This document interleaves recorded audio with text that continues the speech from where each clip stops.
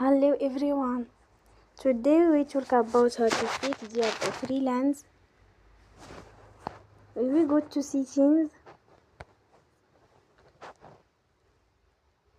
Then we click on apps. After that we search the app Relens and we click. Then we will on for stop. After that we go to storage. Then we click on clear cache. In the end, you will turn off your Wi-Fi and you will turn again.